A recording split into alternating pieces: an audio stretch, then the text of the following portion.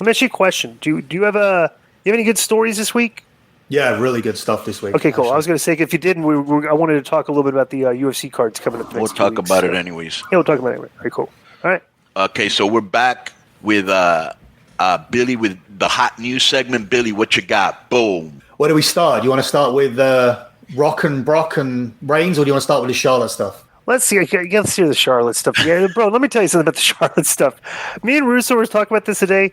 This is basically a backstage argument, and in this culture of dirt sheet culture and news and social media, bro, they've got more mileage out of this story, which was basically a couple people arguing backstage after the show, after their segment. Which the thing is, I can attest it has happened regularly at WCW. You guys would argue and stuff and all that. So it's like, to me, this is a weird story that it got so flamed. Let's see. So what's up? Well, I think it's magnified because of its two girls, that main superstars fighting, and you don't hear about it, and so that's news to people.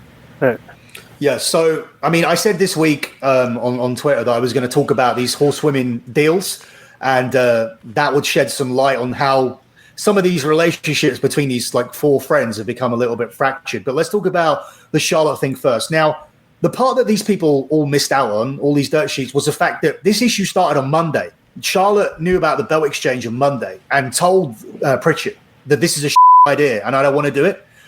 And she offered to lose her belt to Bianca Belair. The real heat comes from the fact that when she said, I should lose to Bianca, she turned around and said, and Becky should lose to Sasha because Sasha's on SmackDown and Bianca's on Raw. It's very different when you're saying, I want to lose. There's almost a noble quality to it. But then you're pitching a booking idea for another person as well. So she's going where that person's losing, yeah. Yeah. So there's already a bad relationship between her and Becky anyway, where Becky called her plastic in a promo without giving her permission. So they already have a frictional relationship. So that was an issue as well. So it started on Monday. Other issues here that they didn't address was Molly Holly and Adam Pearce were given the job of producing the segment, and it said that Charlotte was a to her and disrespectful to her throughout the whole day. And it's not the first time that's happened. So now let me ask you a question. Do you think Charlotte's trying to get fired to go with Andrade? It's my next line here. I wish I could turn my phone over. It said, I've written here, the feeling is that she's got on the wrong side of many people for 6 months and that she's actually trying to get released. If you go back to May 2020, she was appearing on Raw and NXT. She was seen as a person who was saving the division, and she thrived on that responsibility because Becky had left due to her pregnancy, and Becky had just been given the biggest contract in the women's division, bigger than Charlotte. So that was a very different Charlotte back then, and that's not that long ago. So now this is a very different Charlotte who's isolated from people. And yeah, the theory is that she wants to go over there and get her release. Here's my point. They're releasing everybody. Why could she just not get her release if she wanted to leave? Why does she have to get fired? She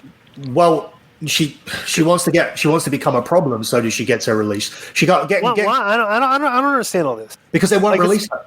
Because they won't release her. She's asked. How do you know? Because she's already released it by now. Bro, they released Braun. But I'm saying, if she wants, she's not. You would think anybody that wants to release they're releasing so many talent that they would just let people go. Come on, there's been a lot of people want to release and they didn't give it to them. Like who? Yeah, like Sasha Banks in 2019. Right, that's 2019. Glenn. That's 2019. I don't think WWE we keep hearing WWE is not like a AEW's competition. It's like I just think the thing is this to me is just. Bro, I think they've lost enough people and lose another star like that. I don't think they want that. Whose fault was the segment? Whose fault was it that the segment screwed up? Charlotte's. What exactly did Charlotte do that was the screw? Because I watched it, but I watched the replay.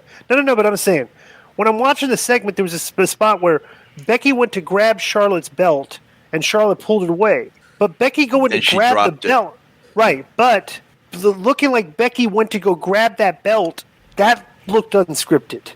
The script, in the script, Charlotte was supposed to hand over first, and Becky was supposed to have 2 belts in her hand so that like she could be Becky 2 belts for a second, and then she was supposed to give it back. So the whole tease was going to be for 2 belts. Remember a few weeks ago I said they were toying with the idea of unifying these belts. She even did a promo where she said something like that. She goes, Like "Tonight I'm Becky going to be 2 belts, Becky." Yeah. So okay. So I do feel that they're testing the waters with this and seeing what people think. But ultimately, like my understanding is there's some backlash between the women, especially when you've got Gonzalez and Shirai possibly coming up to the roster at some point, and they feel like they will be able to pad it out and get more matches out of people. Because at the moment, the feeling is the matches are limited, and it's not a case of doing a unification. It's a case of actually having one woman with 2 belts, like as in literally defending 2 belts until she loses one, and then is able to then go back to normal. Because Becky's. Why wouldn't they just do that? They did it with, because what's her names? Nia and Shayna Baszler were on both shows back and forth for it seemed like months. They were on every single show. And that's what they want to do with Becky, because Becky is, and this is a fact, she's the smartest, the highest paid by far, and the biggest star in terms of merchandise sales, ratings, social media metrics, outside interest from the mainstream media and from sponsors. But really? But Charlotte is also attracting interest more so than a lot of the men. So Becky is considerably ahead of Charlotte, but Charlotte does very well. She's a Flair at the end of the day, so there are people that want to be involved with her. She's a face of like Cricket Wireless. So this isn't like releasing Braun Strowman. This is like releasing somebody who works with major sponsors and charities. So losing Charlotte isn't losing Braun Strowman. Braun Strowman is nothing compared to her. When you look at the big scheme of what she does. So going back here and to sort of add more clarity to my comment.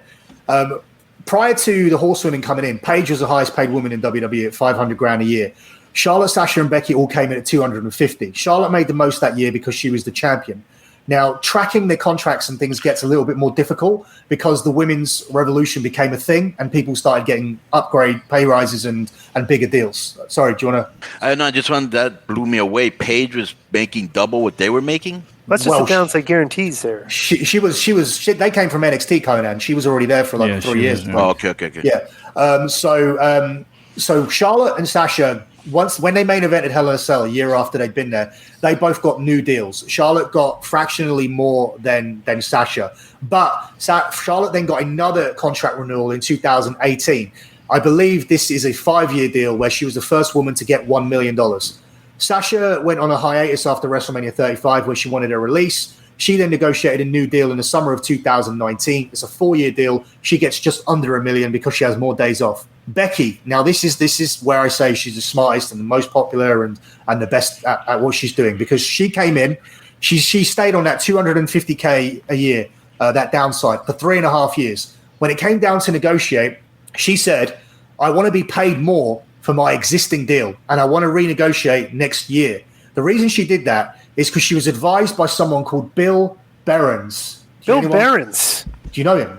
Of course we do, from Impact. TNA. He ran NWA. He's an old school Southern wrestling promoter. Ran Georgia. He works in NWA now. Yeah, NWA now, right? He ran NWA Wildside, and I believe he's AJ Styles' agent to this day. Yeah, he was AJ Styles' guy for a long time. Okay, so he wasn't her agent, but he advised her. He spoke to her about what she had going on, and what she had going on was The Rock had organized a meeting between Becky Lynch and William Morris Endeavor, and William Morris Endeavor signed Becky Lynch after she renegotiated this contract. So to explain this again, she's still in the same 5-year deal that expires in 2020, but from the start of 2019 until it expires for the next 18 months. She's moved up from $250K to $1 million guarantee. When she renegotiated that at the start of 2020, with only 6 months left on the deal, William Morris Endeavor got her a 5-star accommodation, 5-star travel, and $1.5 million guaranteed, and are looking for roles for her in Hollywood. All these girls are using agents, huh? Well, she is. No one's using an agent this big. No one in the WWE is represented. Well, who does Barry Bloom and those people still represent? I have no idea. I get the news as I get it, and then Barry Bloom still does Jericho, I think, doesn't he? Konnan, do you know that? Do you know this? Yes, he does, and he does Omega too. Barry Bloom does. Yes. Yeah, interesting. Yeah, Barry Bloom was the first wrestling agent guy back. That's some 20-something years ago. Yeah. The only one he was Nash and all those guys. His first guy was Ventura. supposedly. The only reason I know that name is because I think I spoke to the guy at WrestleCon and knew that he was cutting him in because Omega was too expensive for Omega was charging $35,000 to come in and do a day of signings at WrestleCon. Was he really? Which was only $15,000 less than Stone Cold Steve Austin. That's what the guy at WrestleCon told me. Jesus, $50,000 they pay Stone Cold. I'd like to get on that. No wonder Nash still works so much. Like you see him doing all these signs. He still gets bank on those. I guess I pissed off too many wrestling fans over the years. I wish I could get that deal where I just make ridiculous amounts of money. All right. So that's that. What we got? We got another story here. Yeah. So that's a story that will never end. By the way, the Charlotte thing. It's been like almost a full calendar week we've had on this thing. So yeah, I just think people missed the part where it started on Monday, where she was saying, "Let me lose to Bianca." Title exchanges are stupid. I don't want to do it. So, I mean, a lot of people, if they knew that, they might think that she's right, but she's getting a lot of like negativity. She is right. She is having her lose the belt is much more better TV than this ridiculous thing where you're having to exchange the belts back and forth because you got drafted to another show. But also imagine the heat you're gonna get when you're suggesting that Becky should lose it to somebody else. Becky must be like, "Yo, mind your own business." You know what I'm saying? That was primarily. Well, Konnan has repeatedly said that in AAA he had 50 male wrestlers on the roster, 5 females, and who gives you the most grief? The women by a long shot. Yeah.